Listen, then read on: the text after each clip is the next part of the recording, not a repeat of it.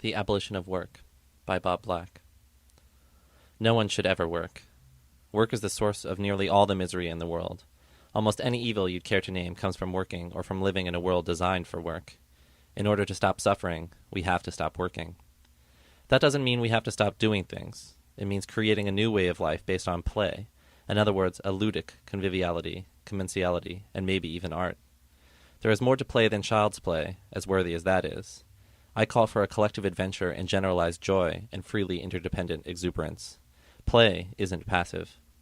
Doubtless, we all need a lot more time for sheer sloth and slack than we ever enjoy now, regardless of income or occupation.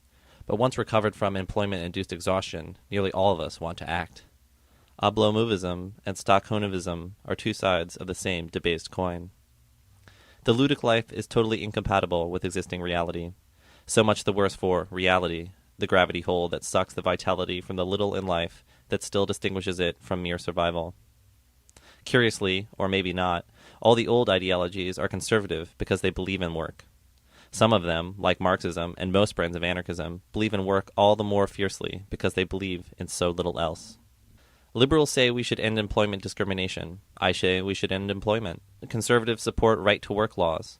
Following Karl Marx's wayward son-in-law, Paul Lafarge, I support the right to be lazy. Leftists favor full employment, like the surrealist, except that I'm not kidding, I favor full unemployment.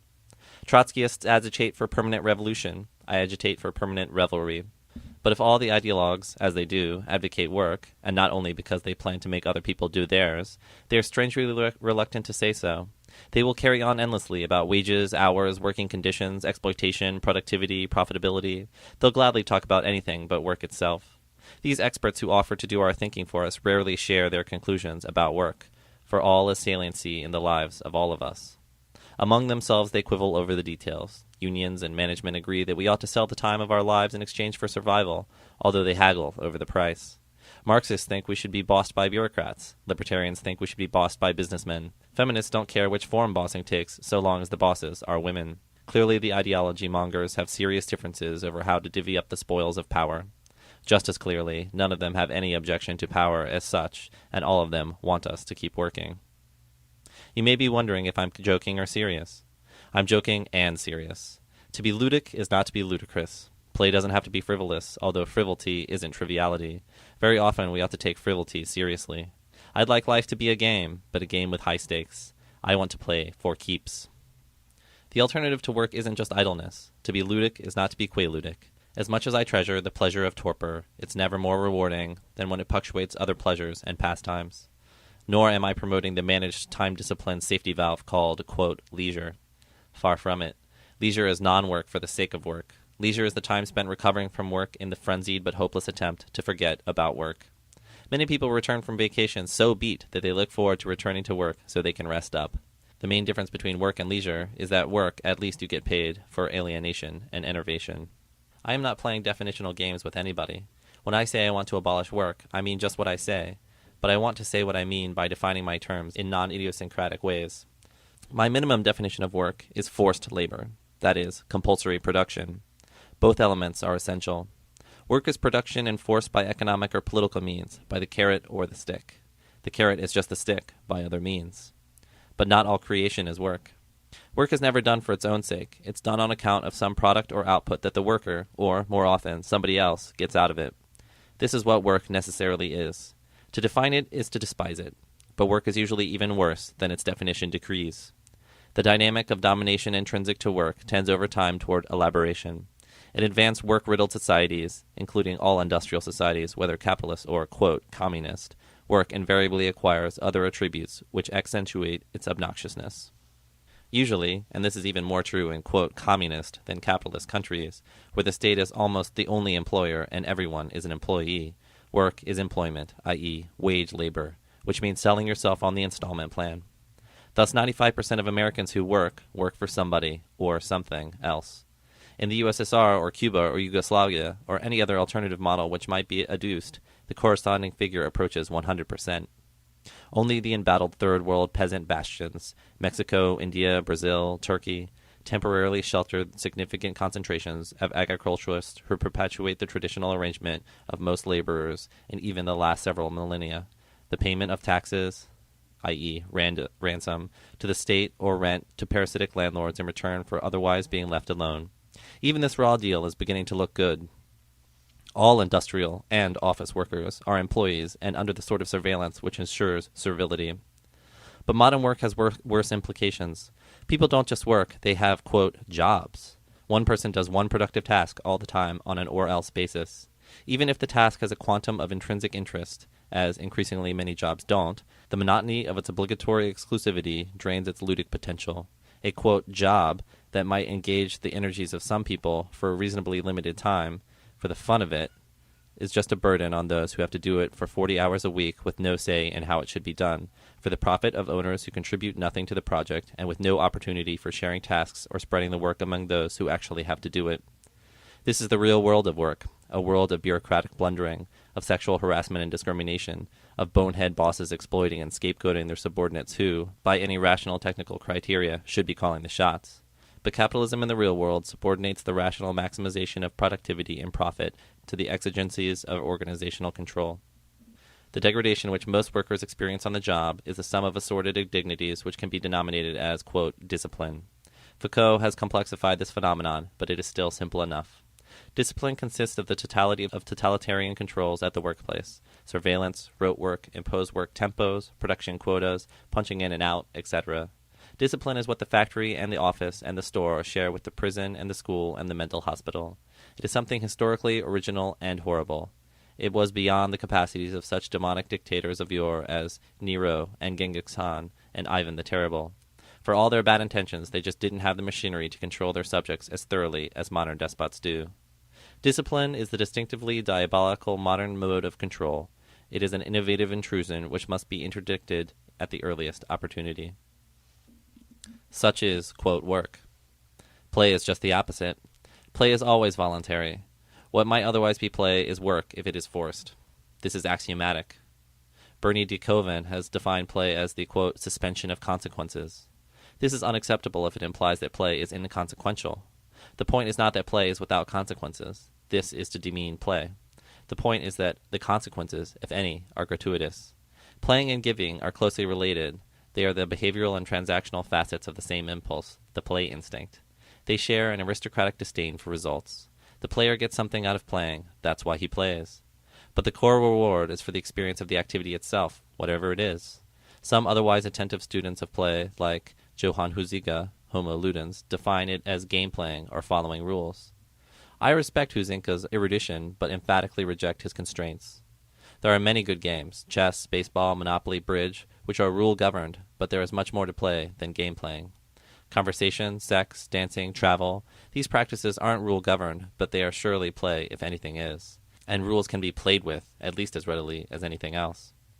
Work makes a mockery of freedom. The official line is that we all have rights and live in a democracy. Other unfortunates who aren't free like we are have to live in police states. These victims obey orders or else, no matter how arbitrary. The authorities keep them under regular surveillance. State bureaucrats control even the smaller details of everyday life. The officials who push them around are answerable only to higher-ups, public or private.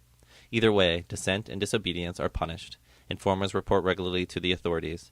All of this is supposed to be a very bad thing. And so it is, although it is nothing but a description of the modern workplace. The liberals and conservatives and libertarians who lament totalitarianism are phonies and hypocrites. There is more freedom in any moderately de-Stalinized dictatorship than there is in the ordinary American workplace. You find the same sort of hierarchy and discipline in an office or factory as you do in a prison or monastery. In fact, Foucault and others have shown, prisons and factories came in at about the same time, and their operators consciously borrowed from each other's control techniques. A worker is a part-time slave. The boss says when to show up, when to leave, and what to do in the meantime. He tells you how much work to do and how fast. He is free to carry his control to humiliating extremes, regulating, if he feels like it, the clothes you wear or how often you go to the bathroom. With a few exceptions, he can fire you for any reason or no reason. He is spied on by snitches and supervisors. He amasses a dossier on every employee. Talking back is called, quote, insubordination, just as if a worker is a naughty child, and it not only gets you fired, it disqualifies you for unemployment compensation. Without necessarily endorsing it for them either, it is noteworthy that children at home and in school receive much the same treatment, justified in their case by their supposed immaturity. What does this say about their parents and teachers who work? The demeaning system of domination I've described rules over half the waking hours of a majority of women and the vast majority of men for decades, for most of their lifespans. For certain purposes, it's not too misleading to call our system democracy or capitalism or, better still, industrialism, but its real names are factory fascism and office oligarchy. Anybody who says these people are, quote, free is lying or stupid. You are what you do. If you do boring, stupid, monotonous work, chances are you'll end up boring, stupid, and monotonous. Work is a much better explanation for the creeping cretinization all around us than even such significant moralizing mechanisms as television and education. People who are regimented all their lives, handed off to work from school and bracketed in by the family in the beginning and the nursing home at the end, are habituated to hierarchy and psychologically enslaved. Their aptitude for autonomy is so atrophied that their fear for freedom is among the few rationally grounded phobias. Their obedience training at work carries over into the families they start, thus reproducing the system in more ways than one, and into politics, culture, and everything else. Once you drain the vitality from people at work, they'll likely submit to hierarchy and expertise in everything. They're used to it. We are so close to the world of work that we can't see what it's doing to us. We have to rely on outside observers from other times or other cultures to appreciate the extremity and the pathology of our present position. There was a time in our own past when the, quote, work ethic would have been incomprehensible, and perhaps Weber was onto something when he tied its appearance to a religion, Calvinism, which if it emerged today instead of 4 centuries ago would immediately and appropriately be labeled a cult. Be that as it may, we have only to draw upon the wisdom of antiquity to put work in perspective. The ancients saw work for what it is, and their view prevailed, the Calvinist cranks notwithstanding, until overthrown by industrialism, but not before receiving the endorsement of its prophets. Let's pretend for a moment that work doesn't turn people into stultified submissives. Let's pretend, in defiance of any plausible psychology and the ideology of its boosters, that it has no effect on the formation of character. And let's pretend that work isn't as boring and tiring and humiliating as we all know it really is. Even then, work would still make a mockery of all humanistic and democratic aspirations, just because it usurps so much of our time. Socrates said that manual laborers make bad friends and bad citizens because they have no time to fulfill the responsibilities of friendship and citizenship. He was right. Because of work, no matter what we do, we keep looking at our watches. The only thing, quote, free about so-called free time is that it doesn't cost the boss anything. Free time is mostly devoted to getting ready for work, going to work, returning from work, and recovering from work. Free time is an euphemism for the peculiar way labor as a factor of production not only transports itself at its own expense to and from the workplace, but assumes primary responsibility for its own maintenance and repair. Coal and steel don't do that. Lathes and typewriters don't do that, but workers do.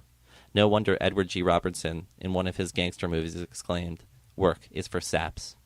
Both Plato and Xenophon attribute to Socrates and obviously share with him an awareness of the destructive effects of work on the worker as a citizen and a human being. Herodotus identified contempt for work as an attribute of the classical Greeks at the zenith of their culture. To take only one Roman example, Cicero said that, quote, "Whoever gives his labor for money sells himself and puts himself in the rank of slaves," end quote. His candor is now rare, but contemporary primitive societies which we are wont to look down upon have provided spokesmen who have enlightened Western anthropologists. The Kapaku of Western Iran, according to Pupisil, have a conception of balance in life and accordingly work only every other day, the day of rest designed, quote, regain the lost power and health, end quote. Our ancestors, even as late as the 18th century, when they were far along the path to our present predicament, at least were aware of what we have forgotten, the underside of industrialization. Their religious devotion to, quote, Saint Monday, thus establishing a de facto 5-day week, 150 to 200 years before its legal consecration, was the despair of the earliest factory owners. They took a long time in submitting to the tyranny of the bell, predecessor of the time clock. In fact, it was necessary for a generation or two to replace adult males with women accustomed to obedience and children who could be molded to fit industrial needs. Even the exploited peasants of the ancient regime wrested substantial time back from their landlord's work.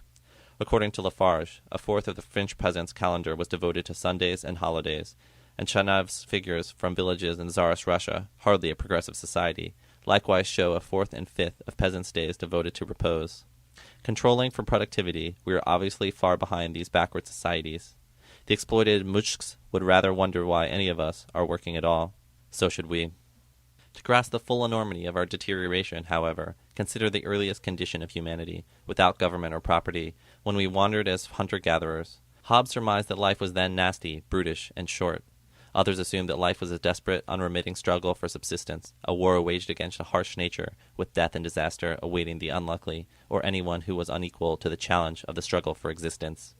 Actually, that was all a projection of fears for the collapse of government authority over communities unaccustomed to doing without it, like the England of Hobbes during the Civil War.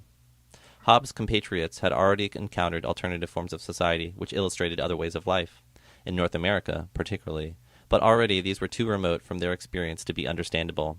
The lower orders, closer to the condition of the Indians, understood it better and often found it attractive. Throughout the 17th century, English settlers defected to Indian tribes or, captured in war, refused to return. But the Indians no more defected to white settlements than Germans climbed behind the Berlin Wall from the west. The, quote, survival of the fittest version, the Thomas Huxley version, of Darwinism was a better account of economic conditions in Victorian England than it was of natural selection, as the anarchist Kropotkin showed in his book, Mutual Aid, A Factor of Evolution. Kropotkin was a scientist, a geographer, who'd had ample involuntary opportunity for field work whilst exiled in Siberia. He knew what he was talking about. Like most social and political theory, the story Hobbes and his successors told was really unacknowledged autobiography. The anthropologist Marshall Solins, surveying the data on contemporary hunter-gatherers, exploded the Hobbesian myth in an article entitled, quote, The Original Affluent Society, end quote. They work a lot less than we do, and their work is hard to distinguish from what we regard as play. Solins concluded that, quote, hunters and gatherers work less than we do, and rather than a continuous travail, the food quest is intermittent, leisure abundant, and there is a greater amount of sleep in the daytime per capita per year than in any other condition of society. They worked an average of 4 hours a day, assuming they were, quote, working at all. Their labor, as it appears to us, was skilled labor which exercised their physical and intellectual capacities. Unskilled labor, on any large scale, as Solon says, is impossible except under industrialism. Thus, it satisfied Friedrich Schiller's definition of play, the only occasion on which man realizes his complete humanity by giving full play to both sides of his twofold nature, thinking and feeling. As he put it, quote, the animal works when deprivation is the mainspring of its activity, and it plays when the fullness of its strength is the mainspring, when superabundant life is its own stimulus to activity, end quote. A modern version, dubiously developmental, is Abraham Maslow's contraposition of, quote, deficiency and, quote, growth motivation. Play and freedom are, as regards production, coextensive. Even Marx, who belongs, for all his good intentions, in the productivist pantheon, observed that, quote, the realm of freedom does not commence until the point is passed where labor under the compulsion of necessity and external utility is required, end quote. He never could quite bring himself to identify this happy circumstance as what it is, the abolition of work. It's rather anomalous, after all, to be a pro-worker and anti-work, but we can. The aspiration to go backwards or forwards to a life without work is evident in every serious social or cultural history of pre-industrial Europe, among them M. Dorothy George's England in Transition and Peter Burke's Popular Culture in Early Modern Europe. Also pertinent is Daniel Bell's essay, quote, Work and Its Discontents, end quote. The first text, I believe, to refer to, quote, the revolt against work, end quote, in so many words, and, had it been understood, an important correction to the complacency ordinarily associated with the volume in which it was collected, The End of Ideology. Neither critics nor celebrants have noticed that Bell's End of Ideology thesis signaled not the end of social unrest, but the beginning of a new, uncharted phase, unconstrained and uninformed by ideology. It was Seymour Lippist, in Political Man, not Bell, who announced at the same time that, quote, the fundamental problems of the Industrial Revolution have been solved, end quote, only a few years before the post- or meta-industrial discontents of college students drove Lipset from UC Berkeley to the relative and temporary tranquility of Harvard. As Bell notes, Adam Smith in The Wealth of Nations, for all his enthusiasm for the market and the division of labor, was more alert to and more honest about the seamy side of work than Ayn Rand or the Chicago economists or any of Smith's modern epigons. As Smith observed, quote, the understandings of the greater part of men are necessarily formed by their ordinary employments. The man whose life is spent in performing a few simple operations has no occasion to exert his understanding. He generally becomes as stupid and ignorant as it is possible for a human creature to become. End quote. Here, in a few blunt words, is my critique of work. Bell, writing in 1956, the golden age of Eisenhower imbecility and American self-satisfaction, identified the unorganizable malaise of the 1970s and since, the one no political tendency is able to harness, the one identified in Hughes' report, Work in America, the one which cannot be exploited and so is ignored. That problem is the revolt against work. It does not figure in any text by any laissez-faire economist, Milton Friedman, Murray Rothbard, Richard Posner, because, in their terms, as they used to say on Star Trek, quote, it does not compute. If these objections, informed by the love of liberty, fail to persuade humanists of a utilitarian or even paternalist turn, there are others which they cannot disregard. Work is hazardous to your health, to borrow a book title. In fact, work is mass murder or genocide. Directly or indirectly, work will kill most of the people who read these words. Between 14,000 and 25,000 workers are killed annually in this country on the job. Over 2 million are disabled. 20 to 25 million people are injured every year, and these figures are based on a very conservative estimation of what constitutes a work-related injury. Thus, they don't count the 500,000 cases of occupational disease every year. I looked at one medical textbook on occupational diseases, which was 1,200 pages long. Even this barely scratches the surface. The available statistics count the obvious cases, like the 100,000 miners who have black lung disease, of whom 4,000 die every year, a much higher fatality rate than for AIDS, for instance, which gets so much media attention. This reflects the unvoiced assumption that AIDS afflicts perverts who could control their depravity, whereas coal mining is a sacrosanct activity beyond question. What the statistics don't show is that tens of millions of people have their lifespan shortened by work, which is all that homicide means, after all. Consider the doctors who work themselves to death in their 50s. Consider all the other workaholics. Even if you aren't killed or crippled while actually working, you very well might be while going to work, coming from work, looking for work, or trying to forget about work. The vast majority of victims of the automobile are either doing one of these work obligatory activities or else fall afoul of those who do them. To this augmented body count must be added the victims of auto-industrial pollution and work-induced alcoholism and drug addiction. Both cancer and heart disease are modern afflictions normally traceable directly or indirectly to work. Work, then, institutionalizes homicide as a way of life. People think the Cambodians were crazy for exterminating themselves, but are we any different? The Pol Pot regime at least had a vision, however blurred, of an egalitarian society. We kill people in the six-figure range, at least, in order to sell Big Macs and Cadillacs to the survivors. Our 40 or 50,000 annual highway fatalities are victims, not martyrs. They died for nothing, or rather, they died for work. But work is nothing to die for. Bad news for liberals. Regulatory tinkering is useless in this life-and-death context. The Federal Occupational Safety and Health Administration was designed to police the core part of the problem, workplace safety. Even before Reagan and the Supreme Court stifled it, the OSHA was a farce. At previous and, by current standards, generous Carter-era funding levels, a workplace could be expected a random visit from an OSHA inspector once every 46 years. State control of the economy is no solution. Work is, if anything, more dangerous in the state socialist countries than it is here. Thousands of Russian workers were killed or injured building the Moscow subway. Stories reverberate about covered-up Soviet nuclear disasters which make Times Beach and 3 Mile Island look like elementary school air raid drills. On the other hand, deregulation, currently fashionable, won't help and will probably hurt. From a health and safety standpoint, among others, work was at its worst in the days when the economy most closely approximated laissez-faire. Historians like Eugene Genovese have argued persuasively that, as antebellum slavery apologists insisted, factory wage workers in the Northern American states and in Europe were worse off than their southern plantation slaves. No rearrangement of relations among bureaucrats and businessmen seems to make much difference at the point of production. Serious enforcement of even the rather vague standards enforceable in theory by OSHA would probably bring the economy to a standstill. The enforcers apparently appreciate this, since they don't even try to crack down on most malefactors. What I've said so far ought not to be controversial. Many workers are fed up with work. There are high and rising rates of absenteeism, turnover, employee theft, and sabotage, wildcat strikes, and overall gold-bricking on the job. There may be some movement towards a conscious and not just visceral rejection of work.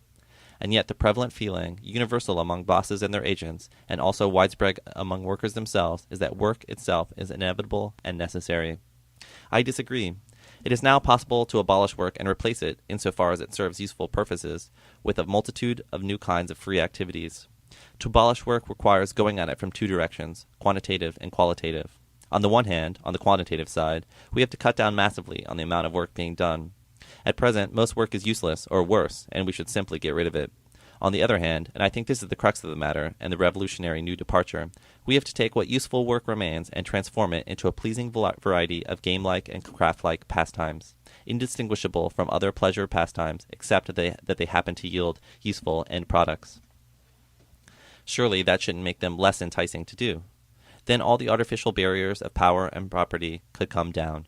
Creation could become recreation, and we could all stop being afraid of each other. I don't suggest that most work is salvageable in this way, But then most work isn't worth trying to save.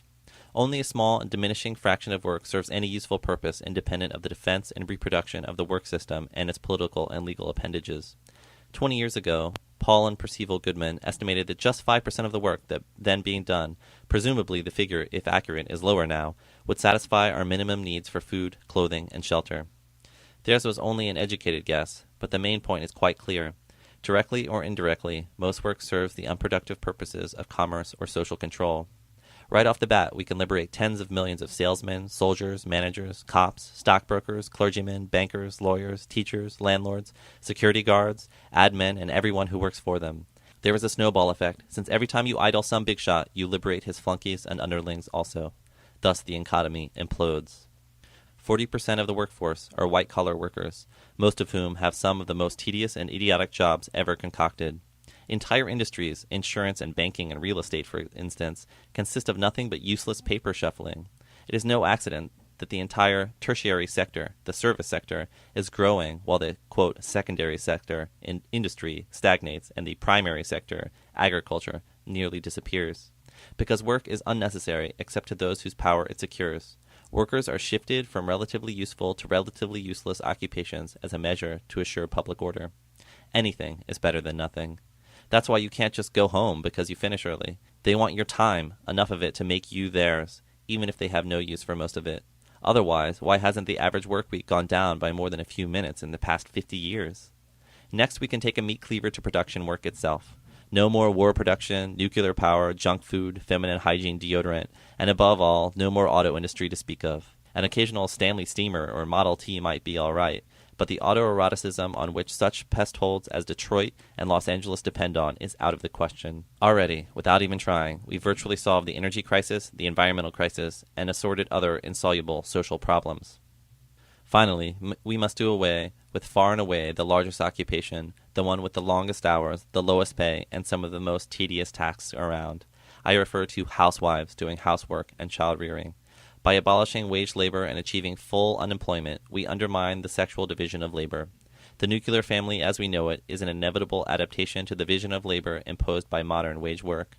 Like it or not, as things have been for the last century or two, it is economically rational for the man to bring home the bacon, for the woman to do the shit work to provide him with a haven in a heartless world, and for the children to be marched off to youth concentration camps called, quote, schools, primarily to keep them out of mom's hair, but still under control, but incidentally to acquire the habits of obedience and punctuality so necessary for workers. If you would be rid of patriarchy, get rid of the nuclear family whose unpaid, quote, shadow work, as Ivan Illich says, makes possible the work system that makes it necessary. Bound up with this no-nuke strategy is the abolition of childhood and the closing of the schools. There are more full-time students than full-time workers in this country. We need children as teachers, not students. They have a lot to contribute to the ludic revolution because they're better at playing than grown-ups are. Adults and children are not identical, but they will become equal through interdependence. Only play can bridge the generation gap. I haven't as yet even mentioned the possibility of cutting way down on the little work that remains by automating and cybernazing it. All the scientists and engineers and technicians freed from bothering with war research and planned obsolescence would have a good time devising means to eliminate fatigue and tedium and danger from activities like mining. Undoubtedly, they'll find other projects to amuse themselves with. Perhaps they'll set up a worldwide all-inclusive multimedia communication system or found space colonies. Perhaps.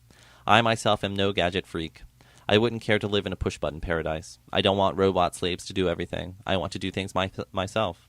There is, I think, a place for labor-saving technology, but a modest place. The historical and prehistorical record is not encouraging. When productive technology went from hunting-gathering to agriculture and on to industry, work increased while skills and self-determination diminished. The further evolution of industrialism has accentuated what Harry Braverman called the degradation of work. Intelligent observers have always been aware of this.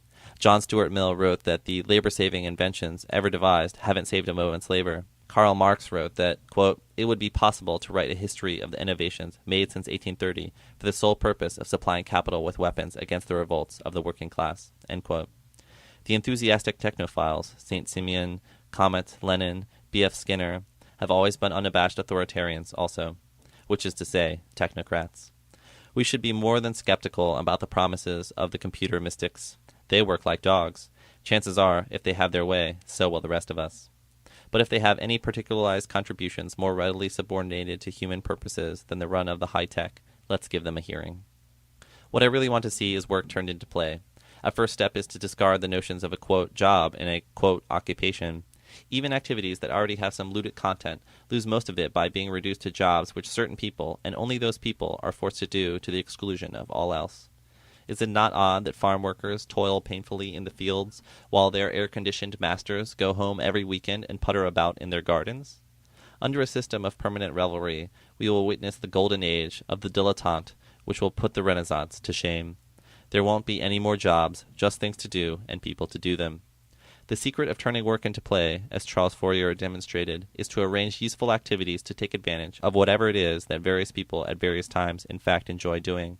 To make it possible for some people to do the things they could enjoy, it will be enough to just eradicate the irrationalities and distortions which afflict these activities when they are reduced to work. I, for instance, would enjoy doing some, not too much teaching, but I don't want coerced students, and I don't care to suck up to pathetic pendants for tenure.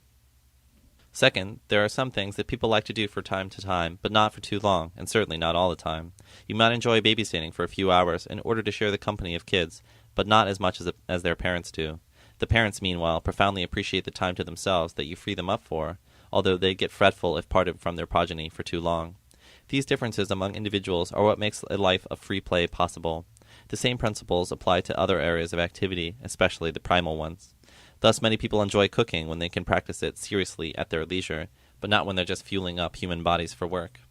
Third, other things being equal, some things that are unsatisfying if done by yourself or in unpleasant surroundings or at orders from an overlord are enjoyable, at least for a while, if these circumstances are changed. This is probably true, to some extent, of all work. People deploy their otherwise wasted ingenuity to make a game of the least inviting drudge jobs as best they can. Activities that appeal to some people don't always appeal to all others, but everyone, at least potentially, has a variety of interests and an interest in variety.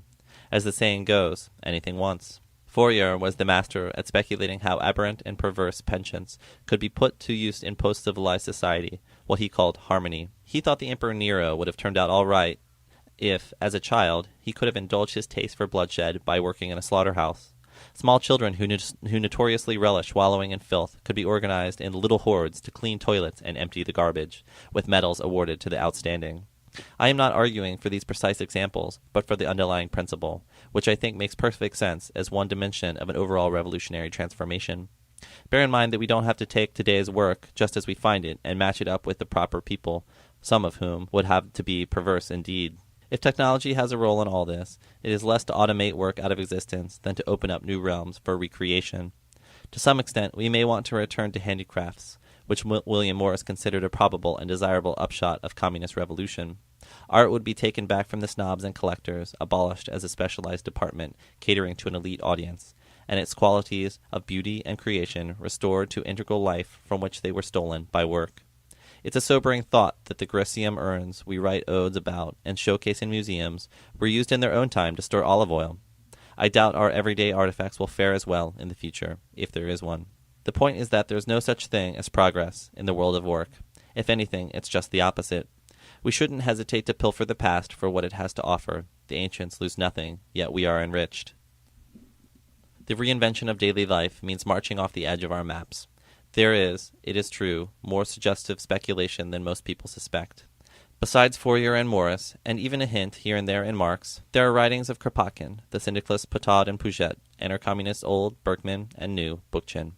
The Goodman Brothers' Communitas is exemplary for illustrating what forms follow from given functions, purposes, and there is something to be gleaned from the often hazy heralds of alternative, appropriate, intermediate, convivial technology, like Schumacher and especially Illich, once you disconnect their fog machines. The Situationists, as represented by Vanderheim's Revolution of Everyday Life, and in the Situationist International Anthology, are so ruthlessly lucid as to be exhilarating, even if they never did quite square the endorsement of the rule of the workers' councils with the abolition of work. Better their incongruity, though, than any extant version of leftism, whose devotees look to be the last champions of work, for if there were no work, there would be no workers, and without workers, who would the left have to organize? So the abolitionists would be largely on their own. No one can say what could result from unleashing the creative power stultified by work. Anything can happen. The tiresome debater's problem of freedom versus necessity, with its theological overtones, resolves itself practically once the production of use values is coextensive with the consumption of delightful play activity. Life will become a game, or rather many games, but not, as it is now, a zero-sum game. An optimal sexual encounter is the paradigm of productive play. The participants potentiate each other's pleasures, nobody keeps score, and everybody wins. The more you give, the more you get. In the ludic life, the best of sex will diffuse into the better part of daily life. Generalized play leads to the libidinization of life. Sex, in turn, can become less urgent and desperate, more playful. If we play our cards right, we can all get more out of life than we put into it, but only if we play for keeps. No one should ever work. Workers of the world, relax.